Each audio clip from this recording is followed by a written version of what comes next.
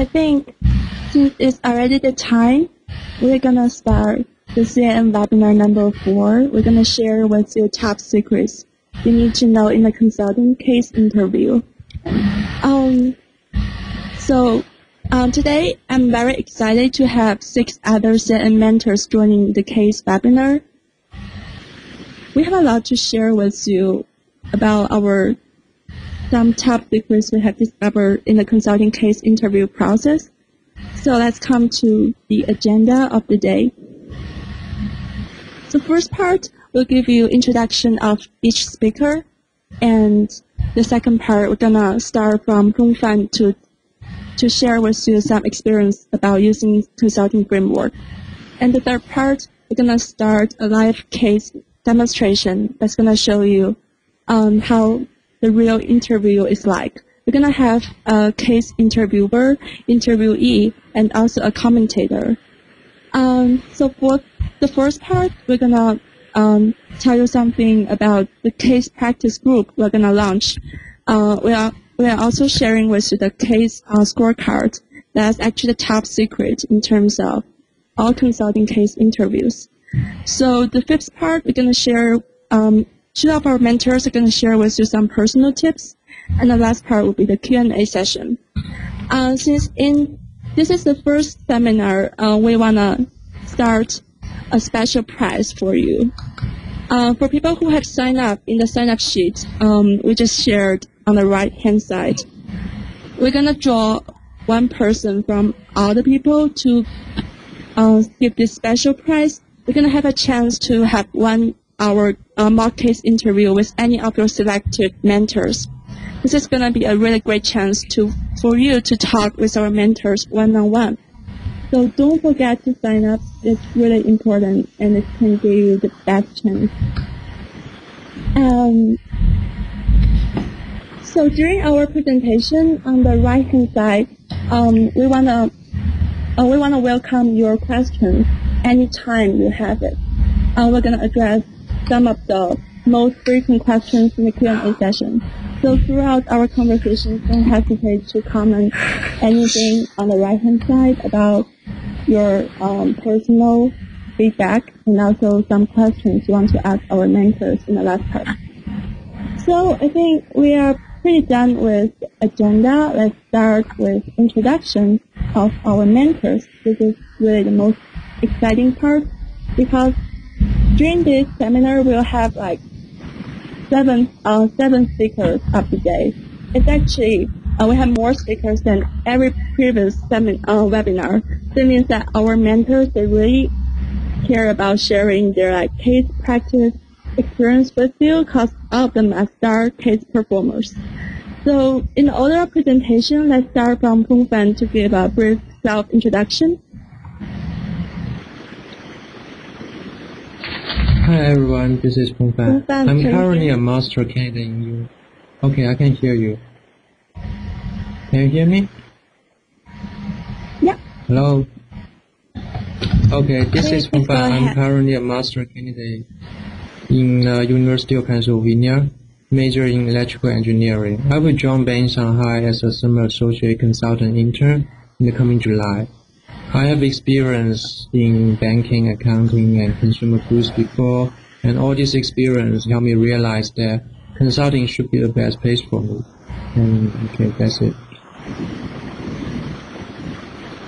Okay. Thank you for your brilliant self-introduction. So we actually know that consulting internship process is more selective than the full-time process, and Feng Fan is definitely one of the top performers to get an offer in a top consulting internship. He must have a lot of things to tell to all of you guys. So second of all, let's welcome Xin Lun. Since Xin Lun has some technical issue with the. Hello, Xin Lun, can you hear me? Since Xin Lun might not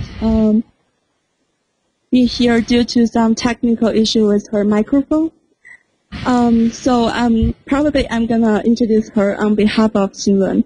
Actually, Xin Lun is among our CIN mentors, he's a star performer in terms of writing all those kinds of case interview tips during the biweekly newsletter. And he's really a star writer, and currently she's an undergrad in UC Berkeley, and she will join Simon Kucher Partners during the fall. Simon Kucher Partners is one of the top marketing consulting firms in the U.S. and also in the world. So Simon is definitely has a lot of experience in sales and marketing, and she's gonna present to you later the case demonstration. So the third person we're gonna introduce is Xumin. Hi, Xumin. Hey everyone, my name is Xumin. I am right now a first year analyst at Accenture Management Consulting San Francisco office. I just graduated from Berkeley Business and Poli-Sci double major last year, and happy to be here.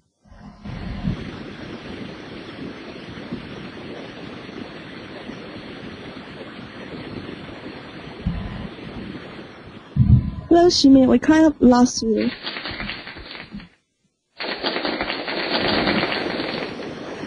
Okay. Oh, because I'm done.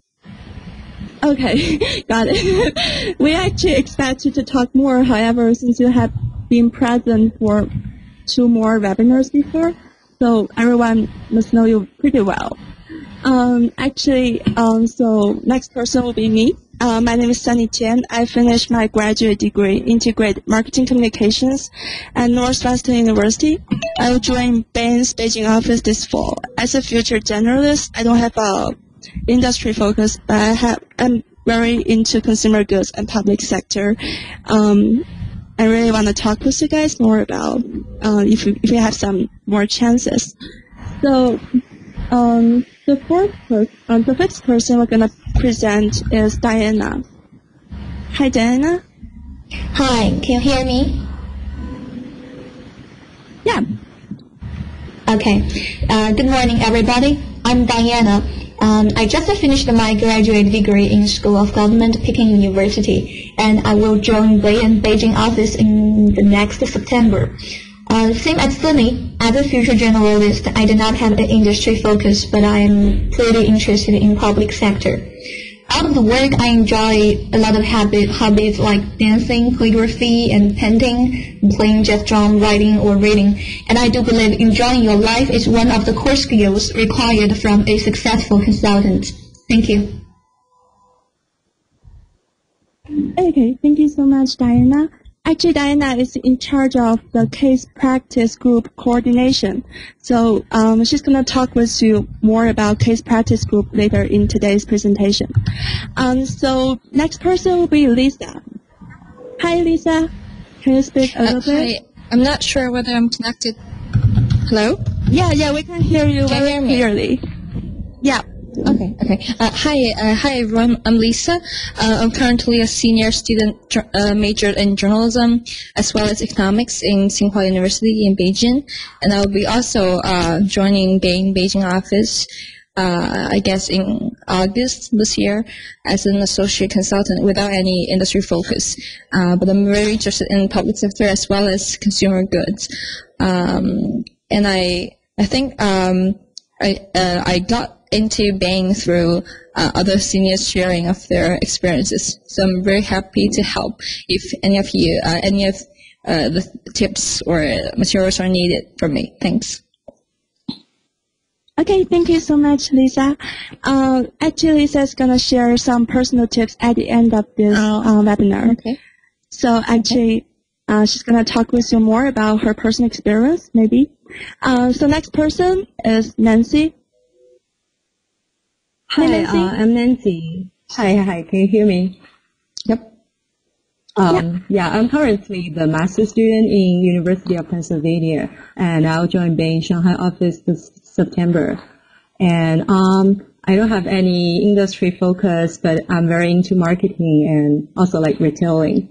I had internship experience in private equity firms and consulting firms before, so if you have any like questions regarding, probably other industry, you can ask me as well. And I'll be presenting today as well. Okay, perfect. Yes, all our presenters today have introduced them to you. Next, we'll come directly to our first topic of today's presentation. We'd like to welcome Feng Fan to share some personal experience and some knowledge about consulting framework. Hi, Feng Fan. Hello everyone. So it is so good to have you here tonight listening to our fourth webinar.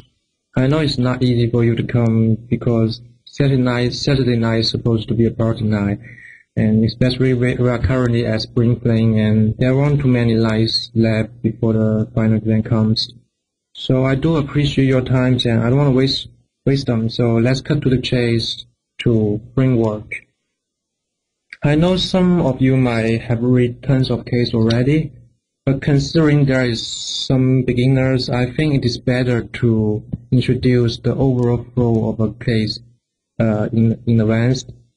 So this is what you should do in a typical case. First of all, you will be provided with a short case, either read by the interviewer or you will read in the slides. And what we need to do is to recap the case briefly and clarify anything that you need to know or anything that you find is ambiguous.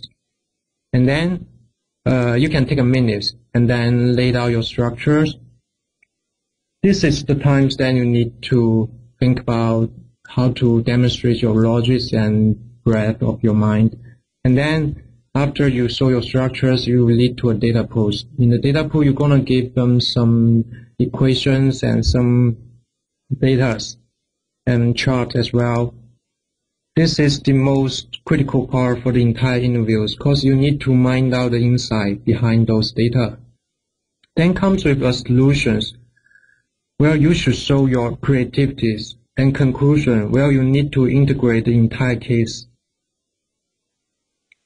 So this is how an interview will look like. You can see that you need to start use framework when you need to lay out the structures, and the framework also leads you in the data pool by helping you figure out what kind of result you are expecting. So your structures is extremely important when doing a case interview. Somebody might ask, is there a general framework that can be applied in every case interviews? The answer is obvious, no. Actually, I can't help looking at the attendance numbers now because I'm afraid a lot of you might be leaving after here. There is no general case framework. It's good that you are still here. And okay, so there are thousands of frameworks that can be applied in interviews, and a case can be solved by several different frameworks. Then, what should we do? You might ask. So currently, we have some frameworks actually, but personally, I strongly recommend not to use a framework, especially a rigid framework which didn't choose a case at all, because the interviewer might regard you as a person who are lack of problem-solving skills. But we can start to use some flexible frameworks. There are some common frameworks like 4Ps and Qualified Fox and 7X. I think some of you might heard of it, or some of you might be pretty familiar with them. And I'm not going to talk about it here. And I will show you some framework you might see in the casebooks. This is a framework looks like, how the framework looks like in a casebook. You will find this, there are a lot of casebooks available online, such as Darden casebook, Wharton casebook, maybe, and Harvard casebooks. You can easily find them in the internet. Those frameworks are much better because what they do is provide with you a template, and which you can tailor it. Let's look at this example framework. This framework is for profitabilities. You can see when you are doing a case about profit chart, you need to think about the following aspects, like market, how is the overall industry looks like recently? Is there a new competitor entering? And of course, revenue and cost. I'm sure all of you are very familiar with revenue and cost. And lastly, you need to take a look at the customer and channels.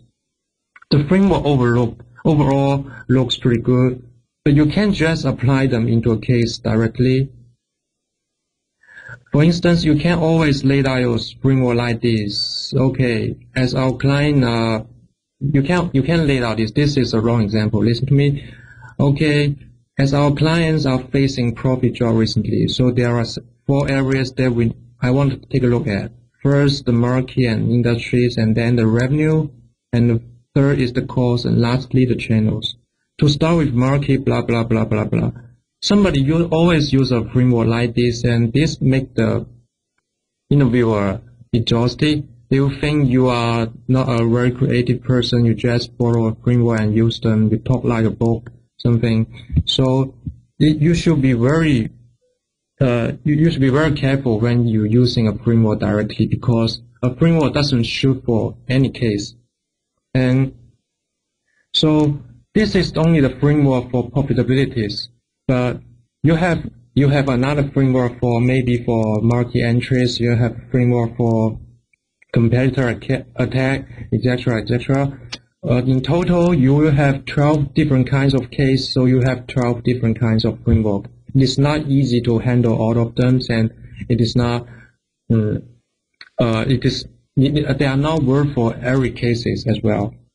So here I want to introduce a system to you, a system which I think is very helpful. This system is created by David Overhaul, a former bank consultant who retired from bank, who quit the job from banks and opened his own companies to teach people how to do case interviews.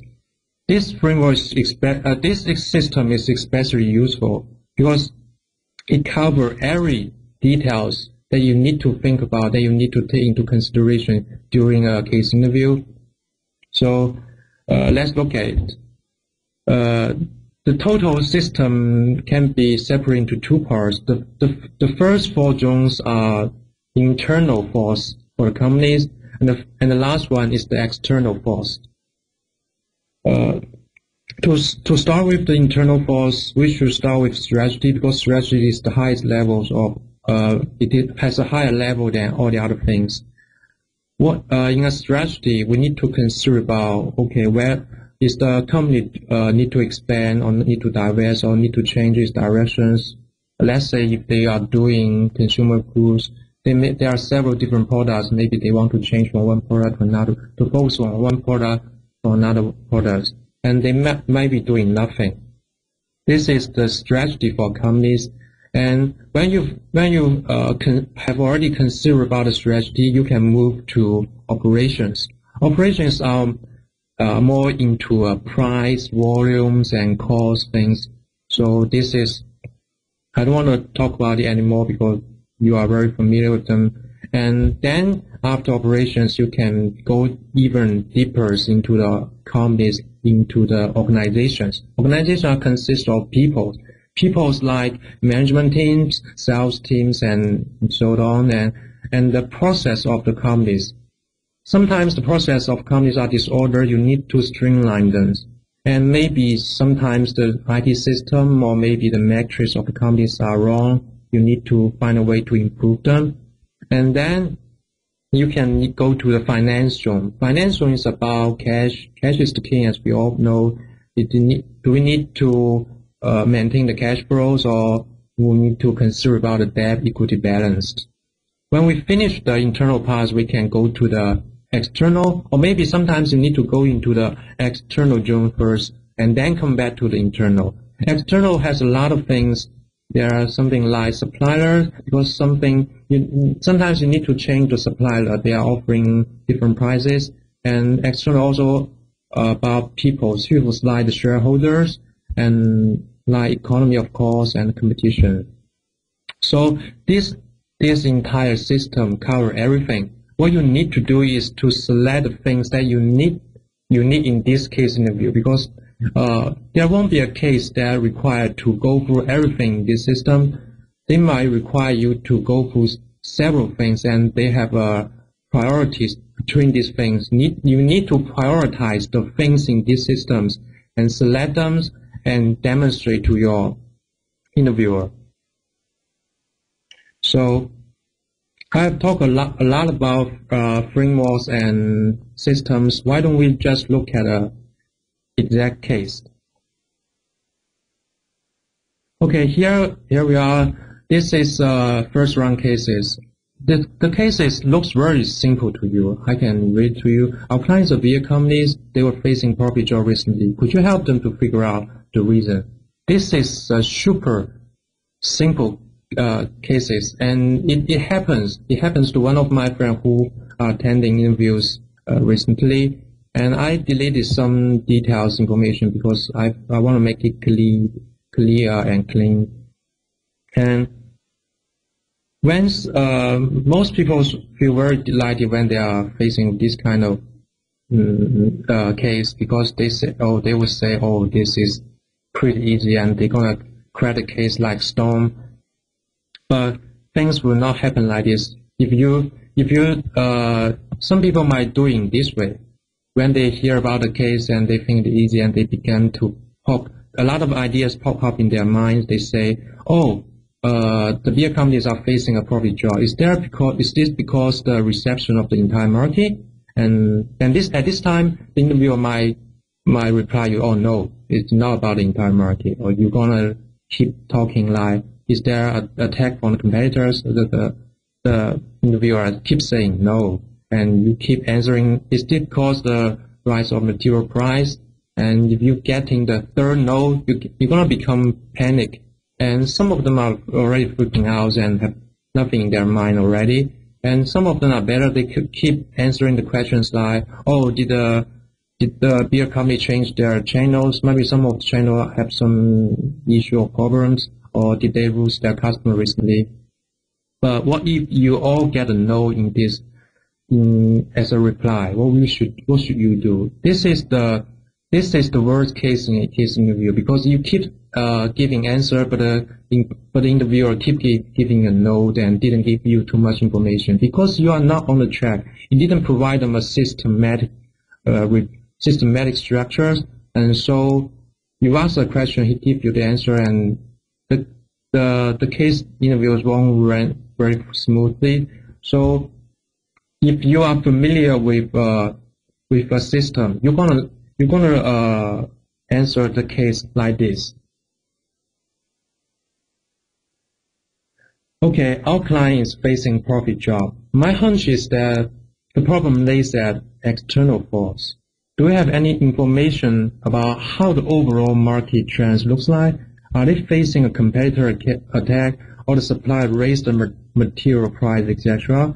But it might be because of the internal problem, like they changed the pricing strategy, problems in their factory that make them fail to meet the demand, blah blah blah blah. This is how you do in a case interview. You give them a very clear structures, and at this point, if the interviewer cannot just answer no or giving you no information, because when you can ask, because if you start with the external force first, you ask them several external force, we all reply no, and you can ask, oh, is the problem have nothing to do with external force? You have to reply you no or yes. If he say it is not about external things, then you can go into internal, and then you have a list of internal, and you have a structure for internal things, from strategy to organizations, to operation, to organization, to finance, and then you go through these things again.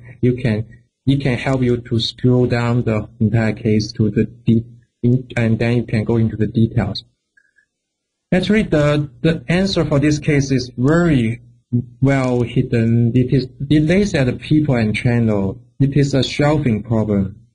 Their beer are on sales at a big grocery store. Staff there put their regular brand in the shelf that is easier to get, but their premium brand was put in a higher shelf, which is beyond most people's reach.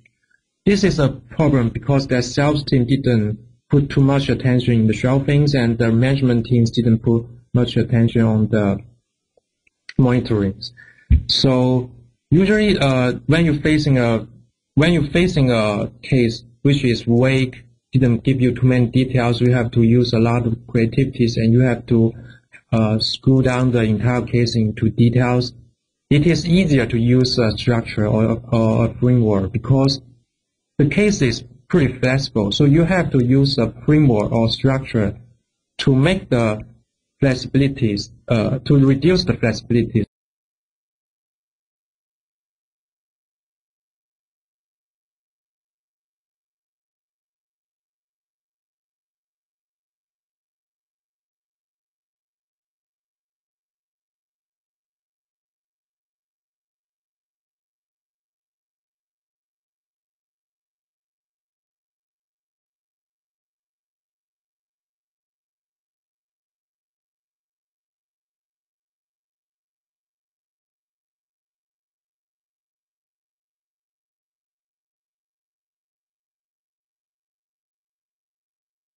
Asked him for a case mock interview. He helped me and give me this case. I think this is invented by him, and the case is about travel guides. National Travel Guides, a family-owned company that sells travel guides to business people, and Global Travel Agent, a joint company in the related interest, won't require NTG. So their NTG, they will provide the exact same kind of service for free if they reject offer. How will you help NTGs? This case is not obvious as the former ones, and it has a lot of details. It's not easy to apply a framework into it. So it is. Although it is not as easy as before, it is. You can still crack the case with your common sense and with your own structures. Actually, the structures could be very straightforward. There are only two options on the case: accept or reject.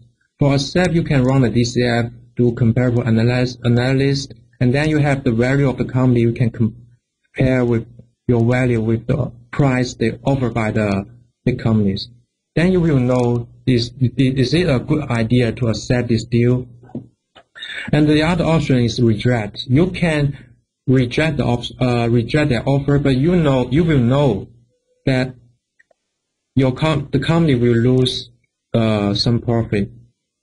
And how many profit will you lose? This is the things that you need to figure out. And of course, you will expect some numbers, some equations, or maybe some market share data that will be provided by the interviewer. With these data, you can figure out how large is the loss, and you can think about ways to maintain the profit or minimize the loss.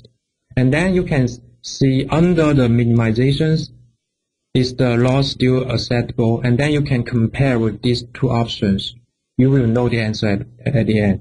So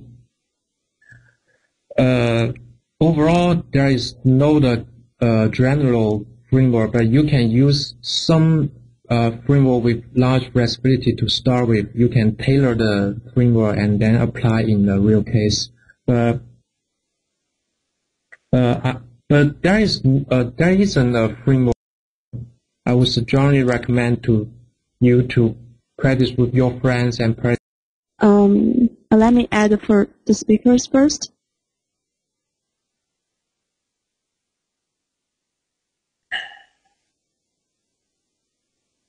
So we'll have Helen, Ximin, and me. Ximin will serve as an interviewer. He seems really harsh. Helen, actually this is her first time to do a case interview, so she's pretty nervous. She might make some mistake at times, but so it's your judgment call to spot like for which part she made a mistake and which part she could improve more. And so for me, I'll try to comment in the middle part so that I can give you a better sense of what is the best practice for case interview.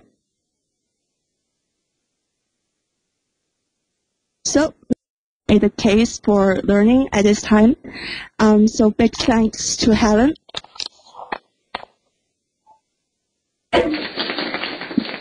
So, in the case demonstration part, we're gonna present some common mistakes that people usually make.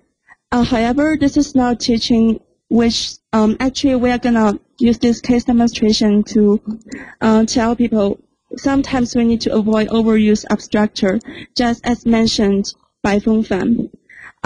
Actually, this case demonstration is now teaching you which structure to use for a case interview, but it is teaching you some common mistakes of overusing the structure. We need the flexibility of tailoring structure according to specific case. Instead of overusing the structure and reveal a lack of flexibility. However, even though we should avoid overusing structure, it doesn't mean structures are not important at all. Remembering structure is definitely extremely important as your first step. As you practice more cases, you might want to be more flexible to adopt, to contextualize different structure based on the case you might receive. So I think we're done with the first introduction part. Why don't we start the real case? Let's welcome Ximin and Nancy. Okay.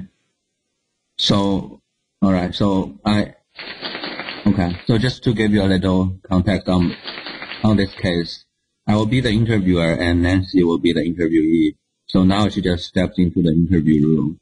So nice to meet you, Nancy. Hi, nice to meet you, Ximin. How are you today? Yeah, I'm good. How are you? I'm good too. All right, so let's do a case today. It will take approximately 20 minutes. And feel free to ask me any questions during the interview. And basically, we are going to be solving the case together. Great, of course. All right. So your client produces strawberry jam for the U.S. market. It experienced declining profits last year. And Rollenberger has been acquired to investigate what causes this decline and find solutions to it. Clear?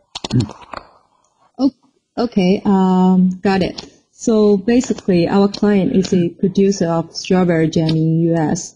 and their profitability is declining in recent year. And we will need to investigate firstly the reason for that, and then come up with the strategies targeting the problem, right? Yeah. Okay, great. So is that okay to assume that the company's objective is profitability? Well, yeah, for short term at least. I mean, for long term, just feel free to brainstorm something for long term. That's fine. Okay, let me take some time and draw down some structure. So since it's a profitability problem and we know that profits equals revenue minus cost, so I would like to start my analysis with to look at both the revenue and cost parts and also some external industrial analysis. I will want to analyze, is there any new interaction among the suppliers, consumers, substitutes, new entrants, and competitors? And for the strawberry jam industry, which could potentially influence the revenue? We do not have much information about the industry. So let's just jump directly to the client analysis. How about that?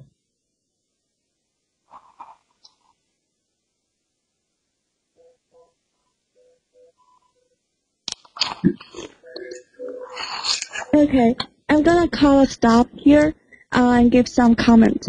Notice here that Helen is trying to use Michael Porter's 5 forces to analyze the external environment for the industry, just as this slide shows. However, if she has strong business sense, she should know that for the strawberry jam, we do not have a substitute at all, at least not yet. It is a daily necessity for the U.S. market, so consumers' demand should be pretty inelastic and would remain stable over a long time. As a result, consumer part is stable and shouldn't have any huge change. Also, consumer product industry is a mature industry which has gone through a lot of consolidation. This industry is less with few huge is left with few huge players, which create the big entry barrier for newbies. Therefore, the new entrant threat is almost out of the picture. So among the 5 forces, 3 of them are not really relevant to this industry. Upon seeing all those factors listed, the interviewer should feel 2 things. Actually, Shini would have his judgment call on the first cut of Helen's performance. It seems Helen is forcing a structure to the case without thinking twice about the relevance, and Helen is now really flexible and insightful. Maybe she does not have too much business knowledge to help her select relevant factors. Okay, so this is my comment for the so far, customer and analysis, let's continue and I would see like how to the know case which part proceeds. changed during the last year, the revenue or the cost? Revenue is pretty stable, and the cost changed. Okay, interesting. I would like to analyze how the product's price, distribution, and marketing functions changed during last year to find out the potential cost of the surge of cost.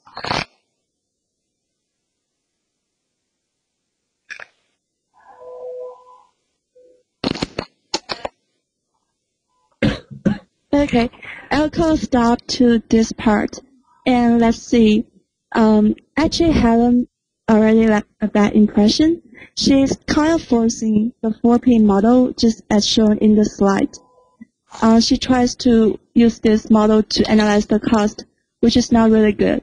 Product, distribution, and marketing are relevant to the cost, yet price is absolutely not. She was nervous because Junin cut her short before when she wanted to do the industrial analysis, which is perhaps why she didn't get enough mental capacity for selecting the right structure for cost for the analysis. price, marketing, and distribution channel, So let's our client did continue. not do anything new. And for the product, our client has introduced a new packaging, which is a belly-shaped jar. Basically, it has the same size with the original standard jar. They contain exactly the same product. Also, they are sold at the same price. Okay, that's interesting. So there could be some correlation between this new jar and the increase in cost.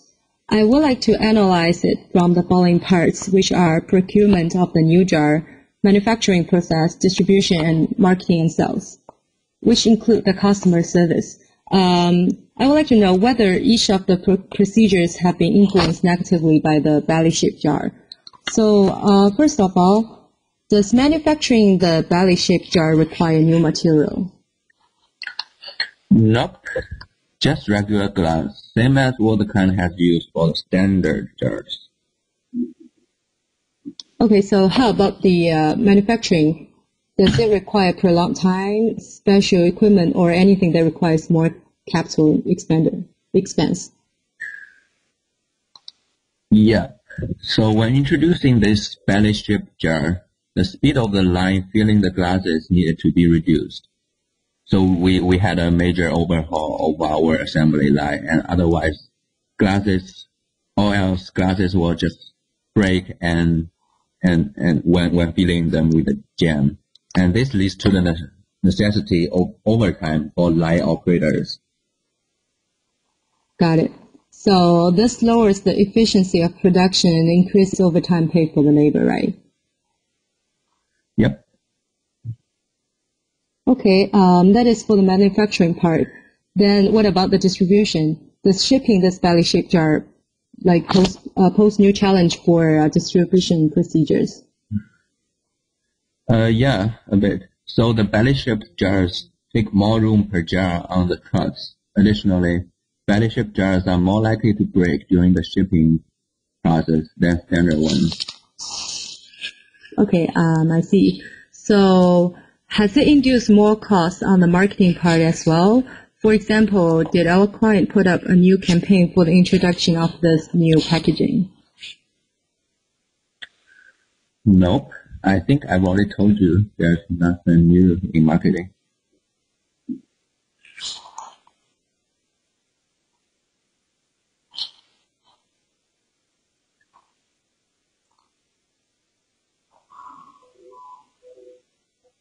Okay, I'd like to call a stop here. Helen is very in this part, Helen done a very good job. She is smart about the choice of structure to analyze the cost. So the structure tree she chose is in this page. She has harvested a huge amount of information using the supply chain structure, which covers procurement, manufacturing, distribution, sales, and marketing.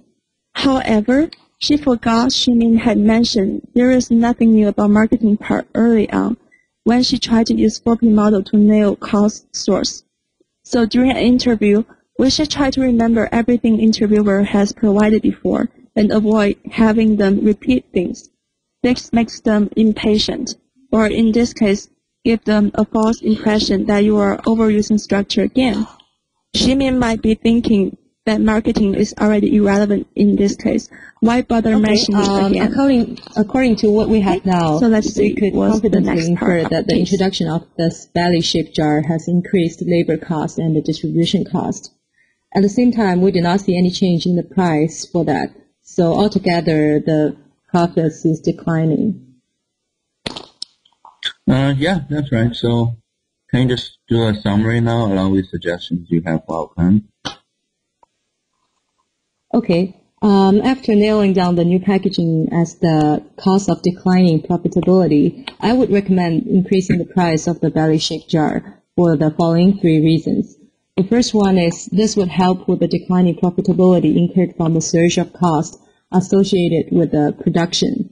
And secondly, compared to eliminating the belly-shaped jar, my strategy will help to retain the brand leadership by differentiating with the other jam producers. And third, it would always be good to have a different products targeting different customers.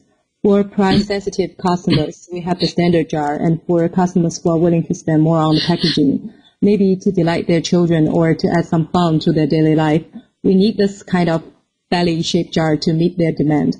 And retaining belly-shaped jar would increase the span of our consumer pool and possibly increase our revenue by inducing new demand.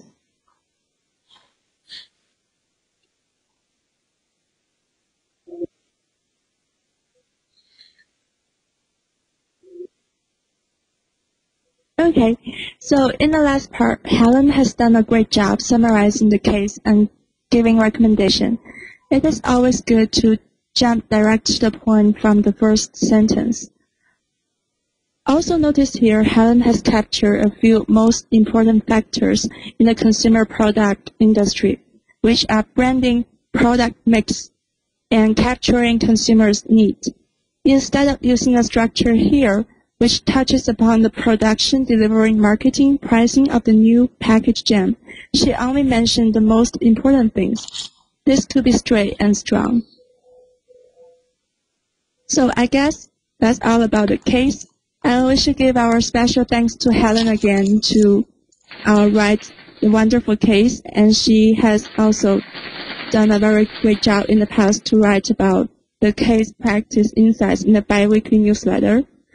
And also, we need to give our great thanks to Ximin and also Nancy.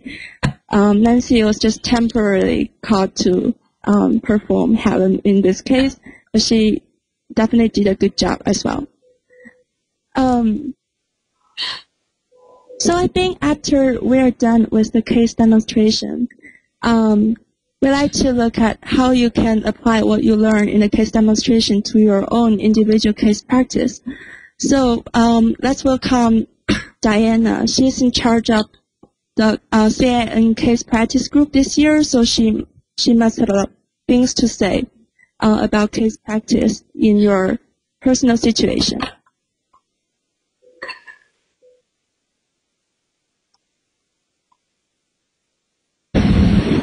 So let me thank you, Sunny. Diana to this conversation.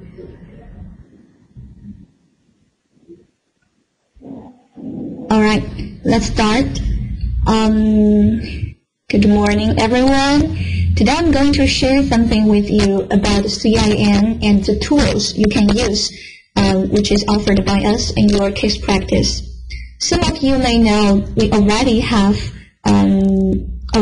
over 400, I think it's 440 triad members in CIN, geographically spread in China, US, Britain, Italy, Netherlands, and some other countries. So for the convenience of case practice, we divided these 400 people into 13 case teams, and each member will be assigned to the geographically nearest team. So you may ask, what can I do in the case team? My answer is use the collective strengths. So what is the collective strengths? Before you join CIN, perhaps you are still looking for case materials online, reading cases by yourself, or even having no idea about how to improve your case interview skills. Right now, you are not fighting alone. Use the collective strengths, which means you will have one case team lead, 1 to 4 regional mentors, around 35 peers per group, and your partners in every mock interview. The case team lead will be in charge of communicating and organizing all the case practice, and he will help you to contact with your partners, and you can have face-to-face practice or remote practice or even big workshops. And we assign several mentors to each case team, and they are the guys who can answer all your hard questions, from how should I analyze this case to what does the consulting life looks like. So in addition, you will have around 30 peers, for some teams even 40. You can exchange useful information, find your mock interview partner or your future colleagues, and even sometimes the best friends among them. That's what we call collective strengths. If you really realize your dream someday and become a consultant, you will work with your team every day. So let's start from here. Try to learn as much as possible from your partners, from your team. And here comes the second weapon we offer. Direction. What is a direction? Direction means the rating anchors for your interview practice. Based on a professional scorecard created by a famous consulting firm and used frequently in real life, we set up some basic rating anchors for case team interviews, including both case interviews and behavioral interviews. So if you look at this picture, I don't know if you can see all the verbs here clearly, but you will find some important information on the color, the headlines. That is the key information for you to improve your performance in the interviews. We list not only the core skills, knowledge, or behavior required, but also the quantitative rating anchors, which can help you clearly understand what to do, what exactly you have to do to win a better score from your scaring interviewer. And I will take a small case as an example. Alright? So, this is a small case. It's about pricing strategy. Our client is a startup with the ability to deliver broadband internet to commercial airlines. How would you help them think about their offerings?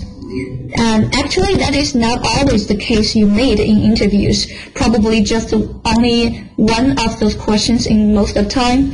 To answer this question, you need to estimate the market size and break-even point first, and then go to pricing decisions. So the interviewer will focus their attention on 5 dimensions. First, logical or an analytical thought process. If you fail to provide a structure for solving problems, or you are unable to construct a fact-finding approach to answer those questions, you will get a low score. On the opposite, if you quickly and accurately identified related issues, and you asked useful questions such as what's the rate charged for broadband internet service? What about the related costs to get key information? Or you stated and tested your hypothesis successfully. And the most important but always forgotten part by candidates is remember to summarize your findings in the end. If you do all the things, you will be regarded as an outstanding candidate with great logical and analytical thought process. But if you have really no common sense at all, like you have no idea about broadband internet, which is impossible in real life, the interviewer will think you have no industry expertise, and that is the second dimension. Sometimes you behave like a fabulous calculator, and you will think, oh, I have great quantitative skills, Yes, you are, but that doesn't mean that you have solved the problem. Because we still require the third and the fourth dimensions. You must draw insights from data or facts, that's called insight development, and also give conclusions and make some useful recommendations, and that is called strategy and solution development. Those are 5 dimensions for case interview evaluation, and we have others for behavioral interviews. If you need, in your interview practices, acting as the interviewee, you can point yourself the right direction by those rating anchors. And acting as the interviewers, you can give your partner an appropriate peer evaluation accordingly. And next step.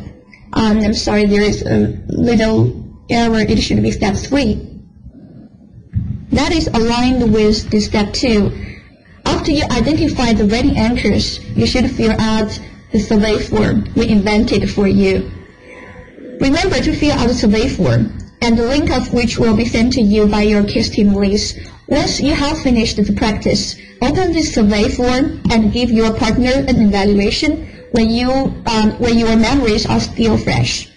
If you do so, we, the CIN mentor group, can track your performance and progress from time to time, and using the results as a screening criteria for individual coaching opportunities. And your feedback on case practice and the case itself will also help us make improvements and help your partner with self-review. So, briefly, that's something I want to share with you today. Thank you for listening, and I hope the secret weapons can truly offer some help.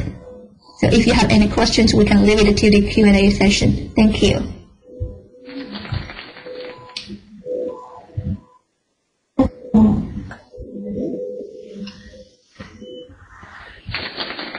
Thank you so much, Diana, for telling everyone the secret weapon. Actually, the scorecard is the most important part in your case practice evaluation.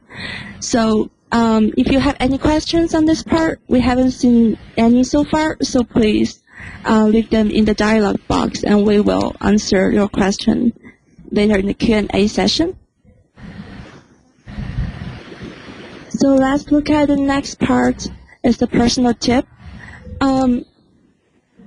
We'll have 2 presenters today, by Lisa and Nancy.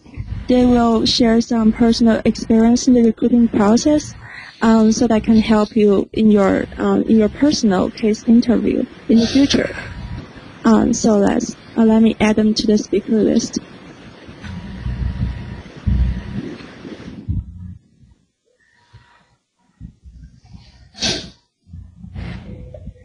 So let's start from Nancy first. You already heard her voice in the case demonstration part. Thank you so much, Nancy, for your great work. No problem. Let's welcome you to on the stage for your and, personal tip part. Detailed information, because like the previous presenter has already introduced a lot, and it's quite complete.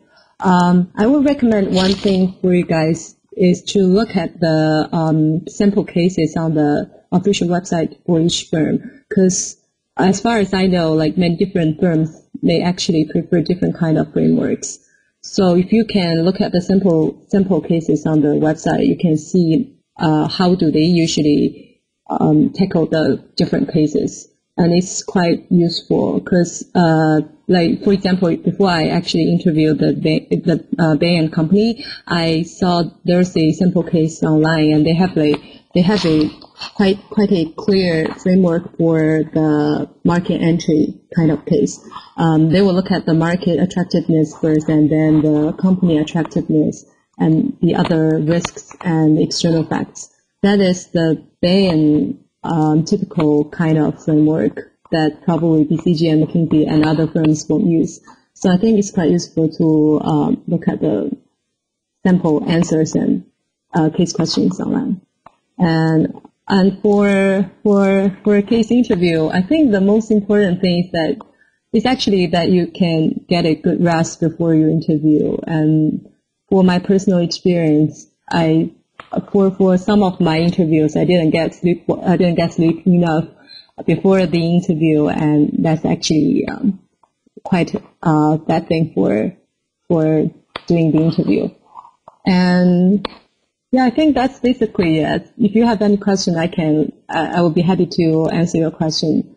But like this is what I want to share about the case interview. Thank you.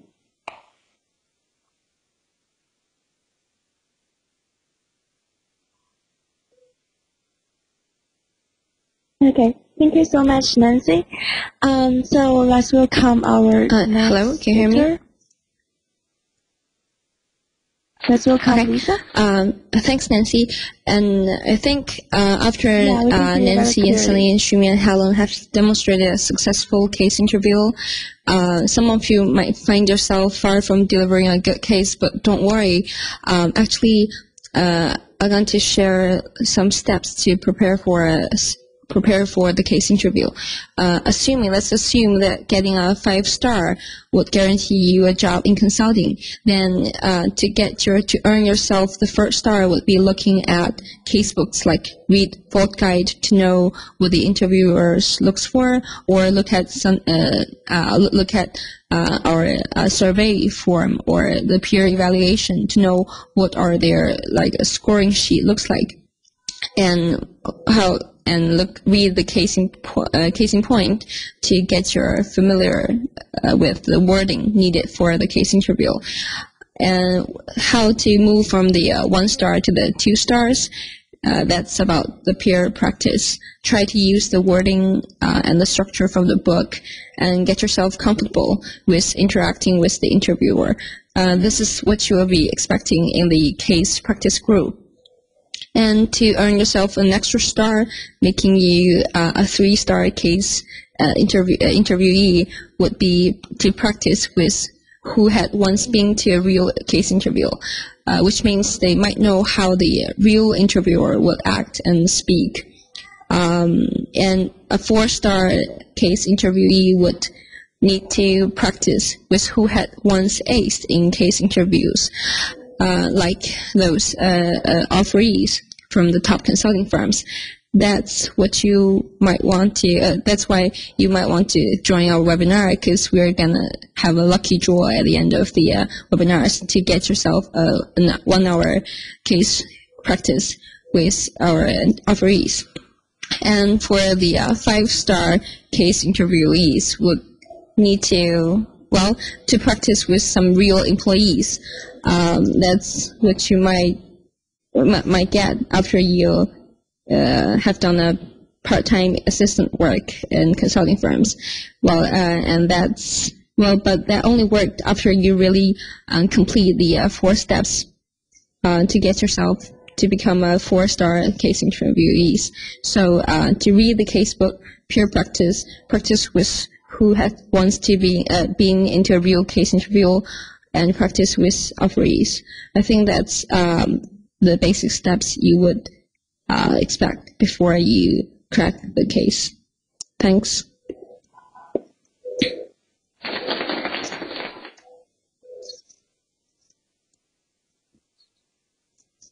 Oh, thank you so much, Lisa. That really helps people identify themselves as maybe.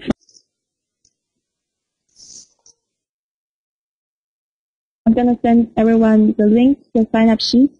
So please help fill in your personal information, and we will present the biggest prize in the end. I think since our mentors already provided their personal tips, we'll come to the last part, is the Q&A session. I noticed there are questions people have been asking in the past 1 hour. Let's start from Dongfan first. Considering your presentation, people want to understand, you mentioned your framework, which is really good, but they want to know more details about in which book can we find this framework you just talked about, and is there any resource for people to turn to in terms of getting the right case framework? Okay, can you hear me? Yeah, okay, I can hear you. A lot of people asking, about the framework, which come from which books, and this is a book written by David Overhaul. The name of the book is Credit Case Systems. You can buy it in Amazon. I think you can only buy it in Amazon. And I didn't recommend you to read the books unless you read some other books first, because it is a book with higher levels, and some of the knowledge that you might not be able to understand if you have nothing related experience. You have no related experience before. So I would recommend you read the case in point first, and then turn to the credit case system. But this is a really huge book. It has a lot of contents. I would just recommend you read this system. In the books, you will have more details about it. I just show some basic structures to you. It has a lot of details, and it has a lot of things about how you can use this system powerfully. So, buy it at Amazon. I didn't sell the books for him. Okay. Actually, I attend one of his lectures. My book is a present for him, and I didn't expect it is that helpful before I read it. Okay, so good luck with your interview preparation. That's it. Thank you so much. That's really a very detailed answer to the question. So for the next question, I'll direct to Diana. Since Diana has given a very detailed introduction about how to evaluate the case performance by your peers, so I'm gonna actually one of our mentees just asked what kind of actually how to evaluate your peers in a very objective way once you personally don't have a lot of experience in consulting. So Diana, would you like to take this question? Let me add you to the answer list first.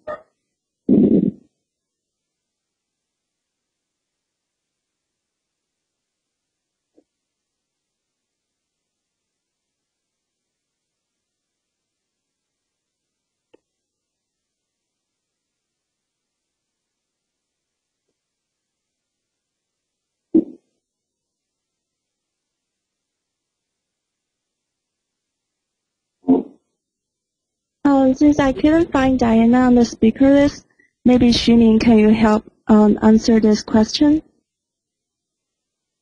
Okay, Diana is on now. Okay, thank you, Diana. Sorry about it. It's okay. I don't know why I seem to be lost.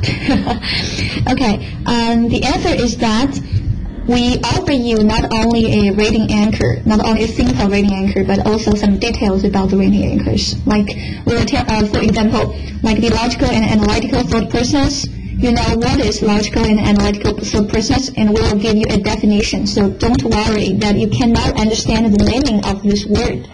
The definition, for example, it means applied a structured approach to defining problems, mapping complex problems, and developing focused recommendations, and we'll give you an example for the low anchor and an example for a high anchor. So you can just observe your partners, your interviewees, and you will know how does he or she behaves. And you can know how to match their behaviors and how to match their performances in the interviews to the anchors. So that is actually quite simple, and we will give all the quantitative details in the form. So when you are doing the evaluation process, you can see all the details at the same time. And so I assume it's not so difficult for you to do the evaluation, even as a freshman in consulting. And besides that, we have sent all your CTL, your case team, with a testing case, two testing cases, with the rating anchors. So when you tested the cases together, which means you use the cases for your first case practice, and you will see how does the case work, and can you understand the survey form. Do you think there needs some adjustment needs to improve the survey form. So if you find that there are really big problems with that, we will make some modified, and so don't worry about that. Okay, thank you for the very detailed answer. Xining said she has something to add to Diana's point. So can you talk a little bit, Xining? Yeah. So per Diana's comment, Diana mentioned that we will send you guys 2 testing cases, and if you guys, after receiving it and prior to the interview, if you guys have the chance to read the case, you will see that for each, first of all, the case itself it's not just the question. It also has some suggested answers or suggested approaches. So these are kind of a guide for you to evaluate the interviewee on the criteria we are giving you on the scorecard. So for example, if on one specific question, the suggested approach has 3 parts, and then your interviewee only mentioned 1 but forgot the other 2, then you know that he or she is probably not doing the best on that scale, right? And that's how we can actually help you guys to evaluate better, and also it's a learning process. I mean, we understand that in the beginning of your, say, case evaluation experience, you might be somewhat inexperienced and you might not have a very consistent way of evaluating. I mean, that is fine. That is the whole reason of why we are setting up this case practice group, because we will actually give you guys a whole bank of cases, probably like even 30 or 40 cases, and you can just choose and practice on your own time. And over time, you should be able to do a better job at evaluating others. And also, I mean, honestly, this is a good way to hone your own case skill to succeed in consulting interviews as well, because then you can see your performance from the interviewer's perspective. So that's my comment. Yep, and I want to add something. Thank you. I assume someone may have some concerns, like what about forming some small groups or even allies inside a case team, which means you will give your partner high scores every time, and that you can both win-win. So that will not happen, because first, we will change your partners from time to time. You won't have a certain partners that you can do all the interviews with him or her. And second, we don't only screen all the members by your scores, but we will also see your progress. Which means if you get high scores every time, that doesn't mean that you will be elected as our best stars and you will get an individual coaching opportunity. We will see the progress. So we do appreciate your progress made from a low score to a high score. So just fill out the form honestly and objectively. Thank you. Okay, I think we just have one more question regarding that. Since Diana, you mentioned we should practice with different partners. We have member ask at what frequency we should change the partner. Well, based on my understanding, that is dependent on the internal discussion in your case team, because we didn't set a certain period time for you guys to exchange your partners. We hope the CTL can organize you and you can discuss that problem by yourself. Maybe 1 month or 2 months, I guess. Okay. Thank you so much, Diana and Xining. Anything you guys want to add more to the question? Okay, maybe we'll come to the next question. A lot of members how to network with the employees in consulting industry, especially the ones in the top 3 consulting firms. Since we have Nancy studying in the U.S. and Lisa back in Beijing, can you both mention some personal tips from your different perspectives?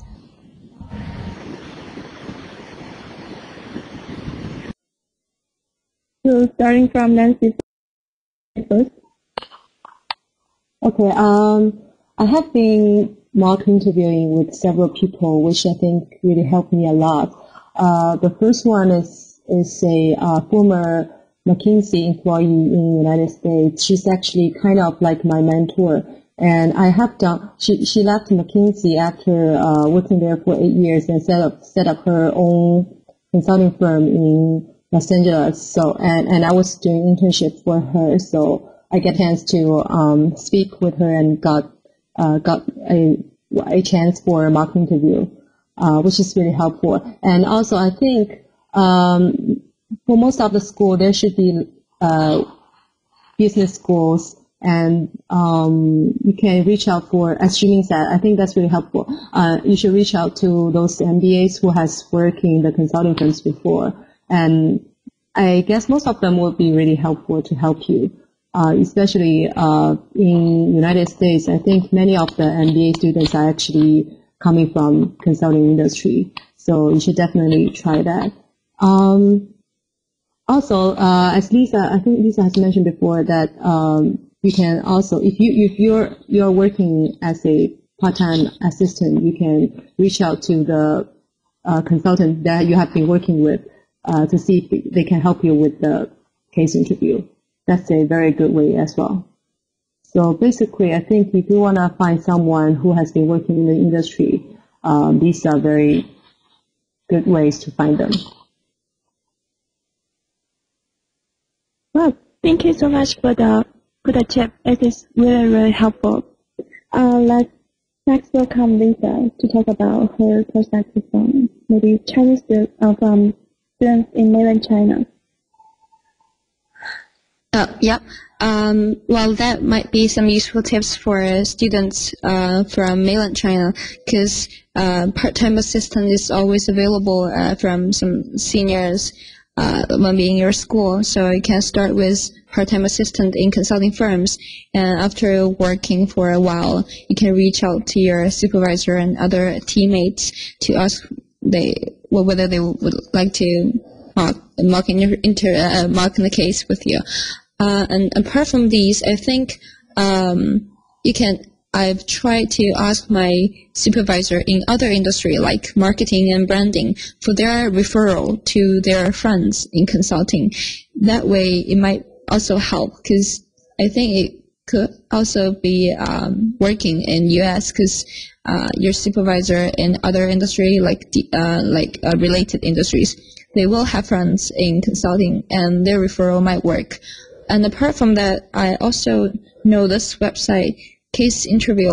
I think it's made by Victor Chang, who he actually will practice case with other candidates, but it's a paid mock interview. So these are the tips that from mainland China, I think. Okay, this is really, really helpful tip. And we might also want to add one speaker to this conversation because Jimmy is already working in the industry. So he might have some additional point of view regarding what's the best way to reach the consulting who's already working. Hi, Jimmy.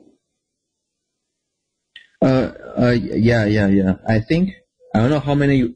I just want to point out that I do not know how many of you have participated in our previous webinar on professional networking.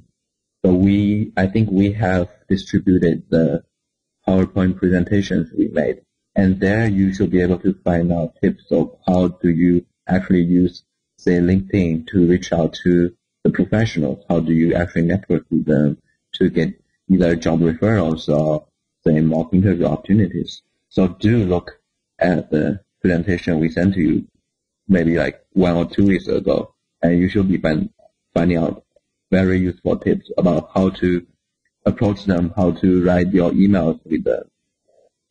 And also another side note, just be more active in our consulting incubation networks events and participate.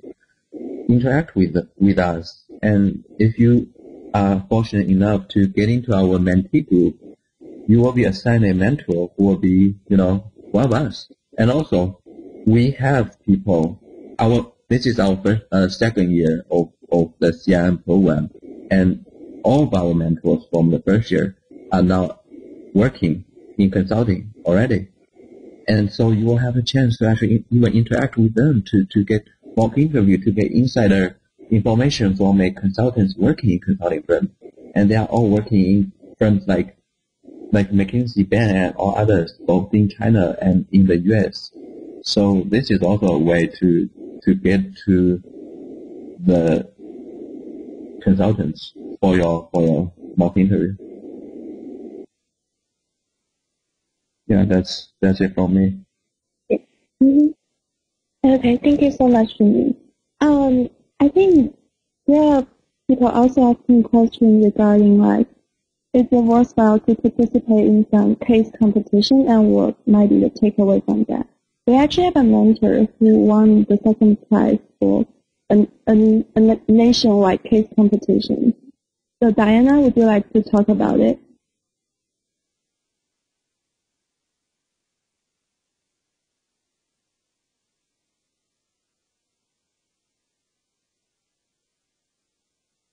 Yeah, Diana? Okay. So you want to know something about the case competition okay. So what's the accurate question for the case competition? Which part do you want to know? Actually the question here is case competition important for enhancing your ability? Can you share something? All right. So it's about enhancing your ability. Okay. Actually, as far as I know, there are a lot of case competitions inside the campus. I just joined 2 of them last summer. One is Bain Cup case competition, and another is Bertelsmann is another business case competition. In the first one, which is pretty famous, I do think it enhanced my ability completely. Actually, you work with your team and you have to crack all the cases in different ways and exchange information with your partners. That is a really unfamiliar area for me. And I don't think the business common sense or knowledges about a certain industry is so important, because you can learn that from the books or classes or the case books. But it's really a pressure opportunity for you to exchange your understandings to the industry with your partners, with your team members, because you will find there are so many strange things that you cannot communicate so smoothly, and which will actually influence the result in the case competition. So teamwork in consulting is a unique experience you will gain from the case competition. And besides that, the case competition is called a competition because there are always so fierce competition there, which means you have to finish the job in a week, or you may have to stay up late every night for 1 week, 2 weeks. And for Bain Cup, we have used about 3 weeks to prepare for the final round competition. And the work pressure is so huge, and you have to learn to make the life and the work balance, and you have to try to enjoy it. But that is, I think that is the typical way you are going to treat with yourself when you really enter the consulting firm. So if you cannot live up with the case competition workload, and I don't think you can enjoy your consulting life in the future. So it's a great attempt to see whether you are adaptive to this industry, to this field. So I think case competition is a great and interesting experience for you to enhance your teamwork, to make yourself more adaptive to consulting, and learn and make friends with some interesting guys, because those guys can be your future colleagues someday or even not your future colleague, but can be your business partner if you want to make a startup in the future or something else. So I will strongly recommend you to join all the case competitions as much as you can. Yeah. Yeah, I just want to add on to Diana's point. I mean, first of all, I strongly agree with Diana on every single point she has raised wholeheartedly. I mean, I myself actually also participated in several case competitions, even being able to represent UC Berkeley to have an all expense paid trip to Hong Kong to do an international case competition, and being able to hear a presentation from the largest court authority, actually the CEO and the CFO of the largest port authority of the world for that case competition.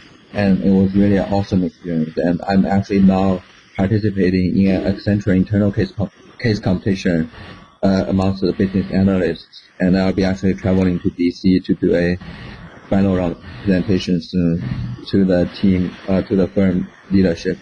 But I mean, I think the thing about case competition to me, for your recruiting needs, because I think Diana addresses more of a how do you use case competition experience to really know more about consulting. So in terms of recruiting, I would like to point out that since a lot of case competitions, especially the case competitions you were doing on campus, they were usually sponsored by consulting firms.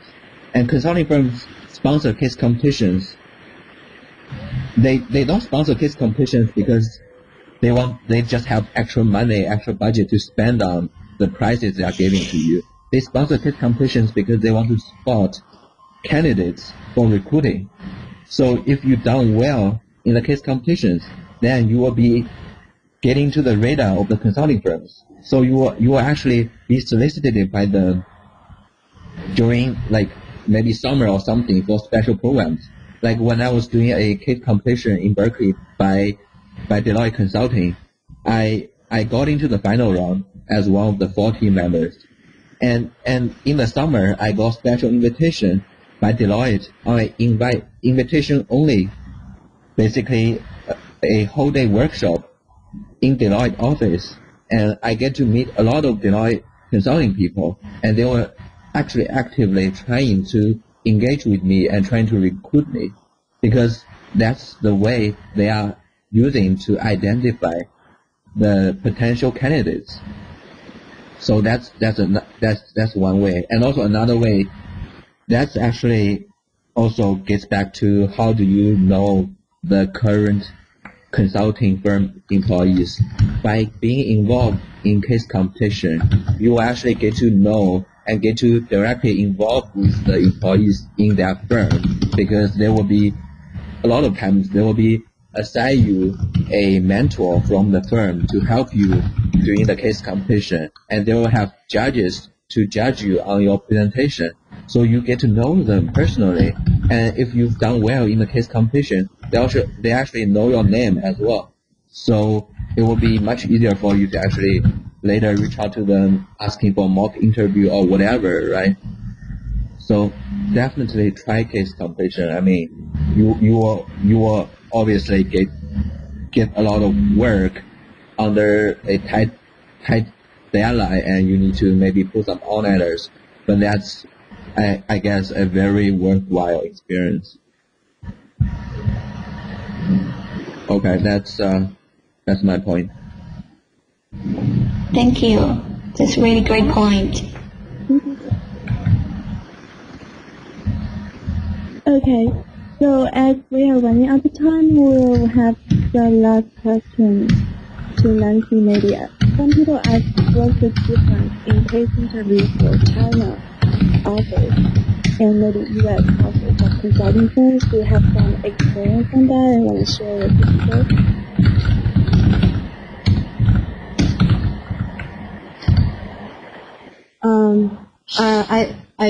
I don't know. I'm not sure about the China one, but in United States, I know for McKinsey, BCG, and Bay and A.T. Kearney, they have done interview. They will do interview in the United States for people who study in U.S. but wants to go back to work in China.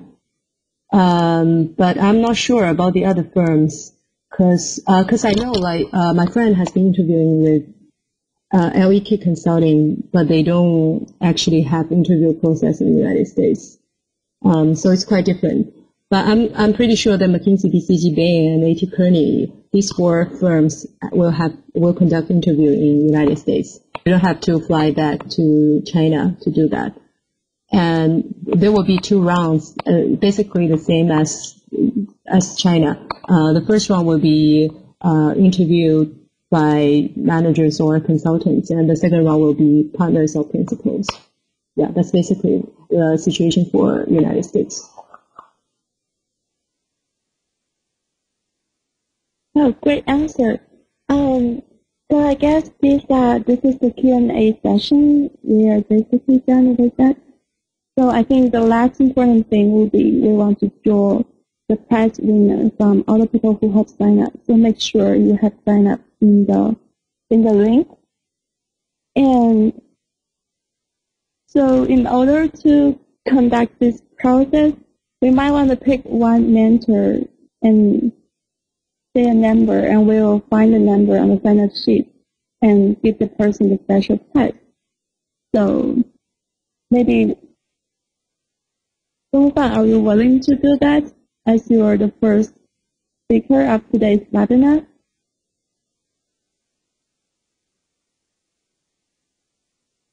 So Hello, I need to Dongfan. select a member as the winner for the case interview, mock case interview. Hello. Yeah, we have like Hello. up to now we have 34 people who have signed up for this webinar. So just pick any number from 1 to Okay. 34. Okay. I would say 20. About 20? Okay, let's 20. calculate the rest again. Number 20 who has signed up in our sheet is Wang Yuxi. Are you online now?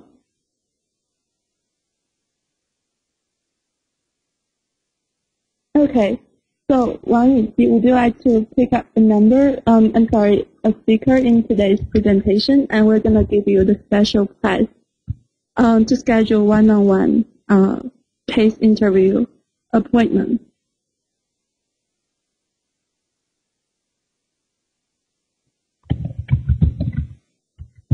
So have you made up your decision?